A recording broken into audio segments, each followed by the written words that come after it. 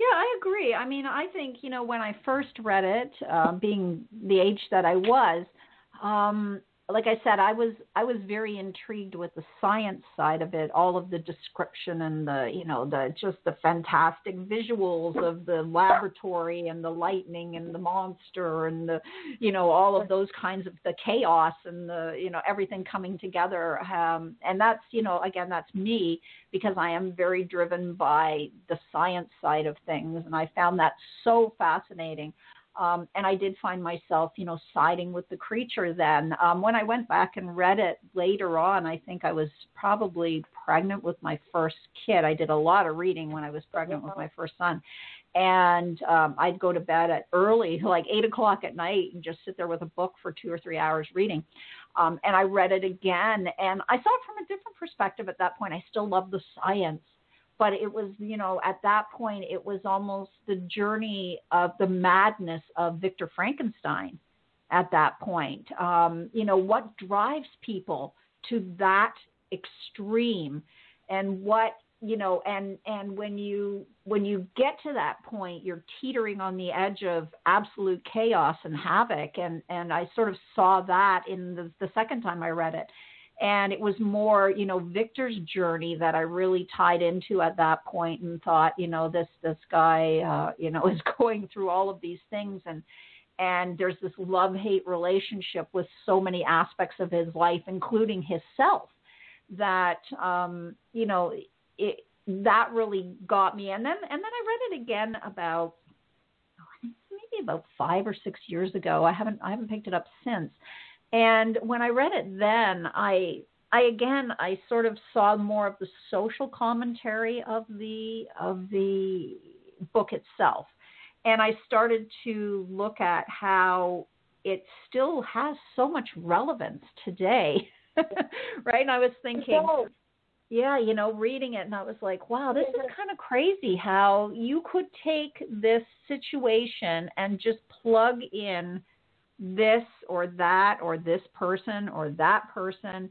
And, you start to see that as humans, our wiring, is really very similar no matter what century we're in, that these social commentaries and these stories, whether they're written 200 years ago or 2,000 years ago, they still are very prevalent in the way that we think and we act and we react as human beings. And it's odd that we just never seem to learn from some of our mistakes.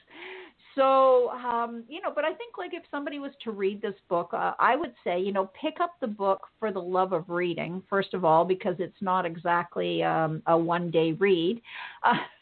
But also too, is to, look at it with open eyes, look at it and, be aware of everything that's happening in the story of each, character, especially between Victor and the monster, right? Because that is where that juxtaposition, the irony of the whole thing, it's obviously the antagonist, the protagonist, and the antagonist, and well written. I mean, I just think this novel still stands up today, some 200 plus years later, that it's as good or better than many novels that are written today. The language is a little bit dated in it, right? For people that, it's not in the modern vernacular per se, but it's not so dated that you're not good. Yeah, but you're not going to not understand what's happening in it, right? It's not like it's Shakespearean pentameter speech, right? It's a little bit older. It's actually a little bit kinder. Even in its descriptiveness, the words that are used are, they're different than what we would say today. We tend to be much more harsh today. And even though those words at that time were quite strong, their meanings have, paled in comparison to today's language, right? So, but a really great book, I think, definitely worth picking it up and reading it. And, you can read it at any age that you are proficient in reading. I don't think there's anything in there that's going to challenge anybody under the age of 14 today, maybe. I agree with that. Yeah. I mean, if you're 8 or 9, if you're a really good reader, you could probably read it. But I honestly think that, maybe age 12, 13, 14, you're going to be able to have some grasp on it. But yeah, a phenomenal Gothic horror. And I think it's the one that has kicked it off for all other Gothic horror novels to come from henceforward. And I often think that Stephen King was a big fan of Frankenstein.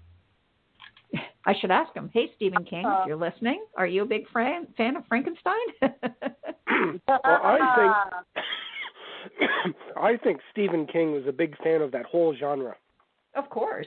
Considering, what age he is, like he grew up with all those old, as we say, the Hammer horror films, and I'm sure they were a big influence on at least his early novel works.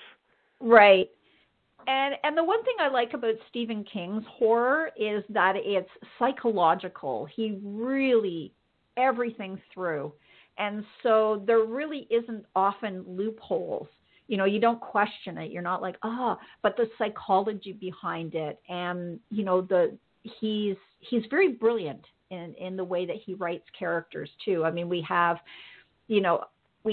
things like, The Shining still stands up today. Oh, yeah. It still stands up as favorites. a psychological horror film, right? It's like, and of course, I think that was perfectly cast. And then, like they did, what was the other one? Mr. Sleeper, is that what it's called? Dr. Sleep. Dr. Sleeper. Sleeper? Yeah. Dr. Sleep. Dr. Sleep. I didn't love that. Oh? No. Didn't love Dr. Sleep. It was okay, but I just didn't. I don't know. It wasn't The Shining, and the original Shining was much better. Dr. Sleep. I'm glad to have seen it. Just me too. The fact that it is a continuation of The Shining story, which is one of my favorite Stephen King novels and subsequent films. Okay. But it's, as you say, it's more of just let's make a sequel. Yeah. And we'll make a lot of money off it. And, it just didn't have the impact that no, I don't think there was the psychological film and novel had. Yeah. To me, the psychological fear lacked in Dr. Sleep. It just didn't Compared have that to the original same... one, yes. Yes. Yeah, oh, absolutely. for sure, right? And I mean, Stephen King's got a lot of great novels. I tend to prefer, I loved Salem's Lot. I tend to prefer, some of more of his, I guess newer novels like Misery and things like that, right? That were really, truly more psychologically twisted and less of the, I like his older work. Do you? Nothing against the new novels that he's made over the last few years, but I'm really fond of the original. Maybe first dozen. Oh, he's got a lot of good novels. I'm going to say that. I mean, to actually pick, I think like my favorite. Well, I still love It, and I love the most recent rendition of It. I think that it was closest to the novels, to the story. I loved Skarsgård's take on Pennywise. It's just, I love Tim Curry to death, but that miniseries was just really cheesy, and it wasn't handled well at the end. And that's where it really made me go off kind of the whole story. I could buy Tim Curry. He was creepy. He had that.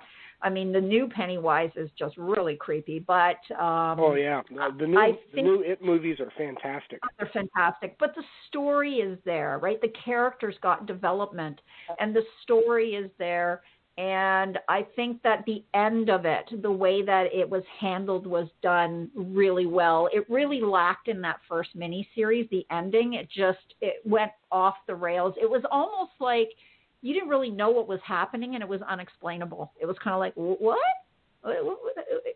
It was sort of like, what? It's been so many it. years since I've seen that old miniseries. I honestly don't remember how it ended, other than dealing with Pennywise. Yeah, it was, it was there, but it wasn't as good. Like the whole thing with the spider and the collecting of the bodies and all of that really kind of just got all mishmashed into some weirdness. And it was sort of like, if you didn't read the novel, you'd be like, what is going on? I don't even get it.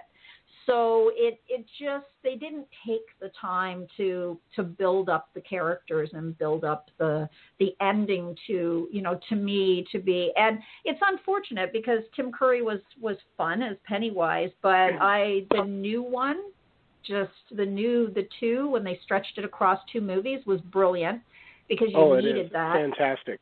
Yeah, and it was so well done, right? And even though in the first half, they're kids, it's still, as an adult, you can think back to those times when you were a kid and go, oh my God, like, I can relate to that still, right? I can relate to that. Brilliant, that's great. Yeah, brilliant writing and just the way it's done. But I think in our genre, our sort of vernacular, our time, I think Stephen King is probably one of the better horror writers out there. There's a number of them, and there's a number of really good directors now, and there's a number of people.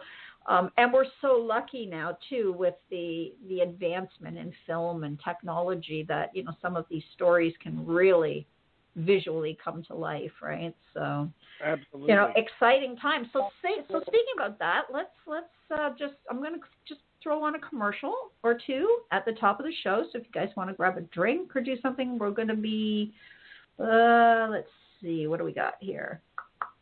Well, I've actually just got the one right now, too. So let's say we got about a minute, and then we'll come right back. Okay.